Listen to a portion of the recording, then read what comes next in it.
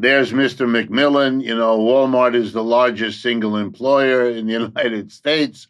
So if he says that AI is going to impact every job, even if he's over the top with what he's saying, it's going to affect a lot of jobs, and that's already visible. I think, however, and I cannot overstate this, that there's an enormous amount of hype going on. It is very dangerous because large numbers of capitalists, employers, are caught up in the hoopla of like Mr. McMillan, and they're investing, or let me be more accurate, they're borrowing tons of money to invest in AI equipment. And if they all do it the way they say they're doing it, and they all produce all this AI, and it turns out not to be the big breakthrough that they're hyping it to be, then we'll have an economic crash as a result of the hype. And in case you think I'm making it up, the last two crashes of the American capitalist system, the so-called dot-com crash of early spring of the year 2000 and the subprime mortgage crash of 2008, among the worst in our capitalist system's history, came directly out of hyperbolic notions in the first case of what the internet would do. Remember that? It's not so long ago. The internet is going to transform everything. Led to people investing, led to the stock market going crazy, bidding up the price of companies that had never earned a profit, but that were big in the internet space. And then it all crashed. And millions of people lost their jobs, and waste of resources, horrible. And then we did the same thing with everybody can own their own home, another kind of hype. Not in a capitalist system where you suppress wages can you then give people their own home, because with the wages you pay them, they can't afford it. And that crisis blew us out of the water. And we're going to have, my guess, another one now. That's the first point. Here's the second point.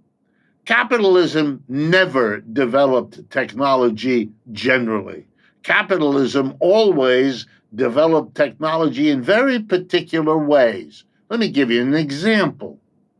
Most people on Earth who've had any experience with the private automobile know that our urban areas are clogged with traffic we can't cope with, even though we keep widening the highways at enormous social cost.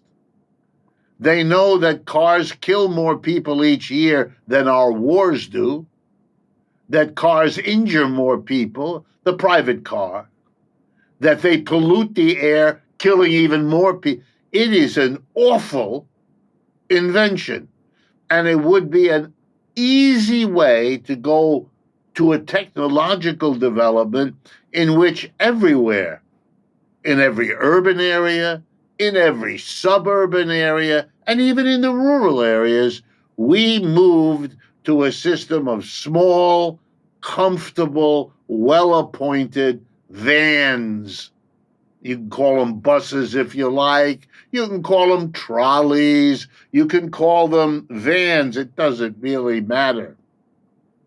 Much cheaper to produce, much more efficient if you measure person mile, how many persons did you move, how many miles, would unclog our highways and parkways, blah, blah. Do we have a technological breakthrough in that area? No.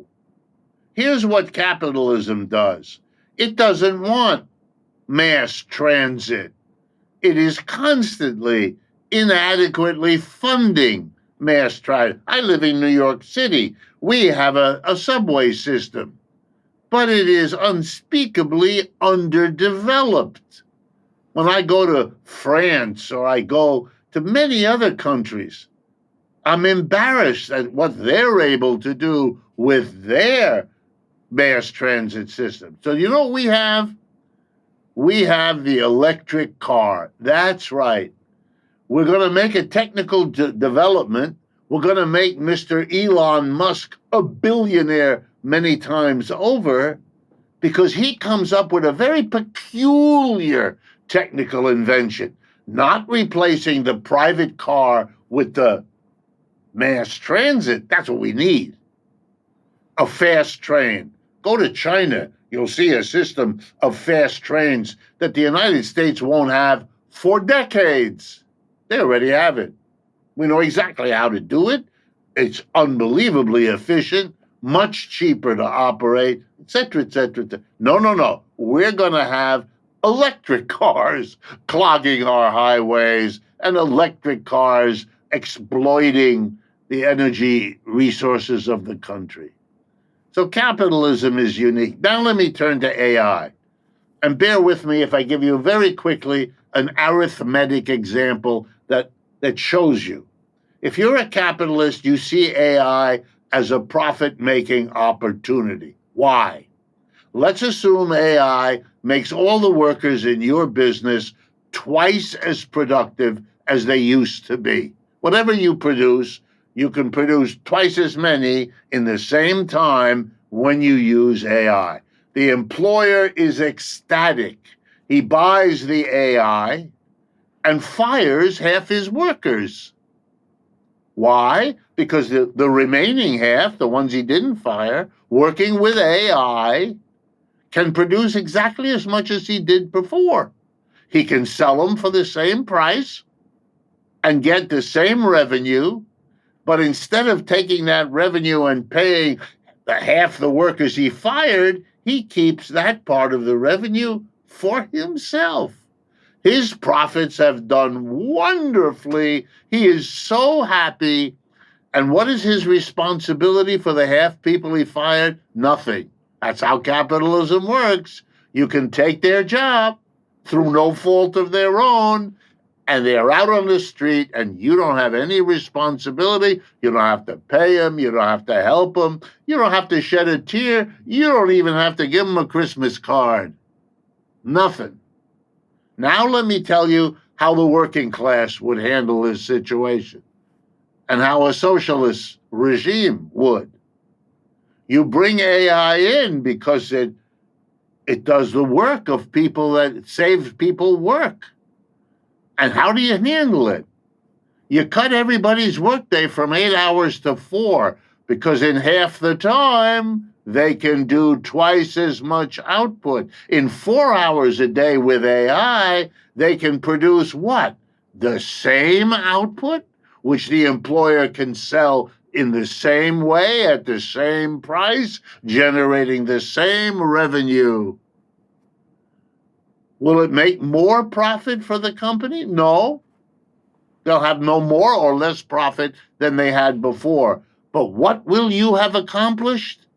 The transformation of the life of the vast majority of people in that enterprise who are the employees, because they will have just cut their working day in half, giving them leisure for their families, their hobbies, their education. What a transformation benefiting the majority. We won't see it. AI will be introduced to make profit for a few, because that's how capitalism works. And if that weren't an indictment of the system, I don't know what would be.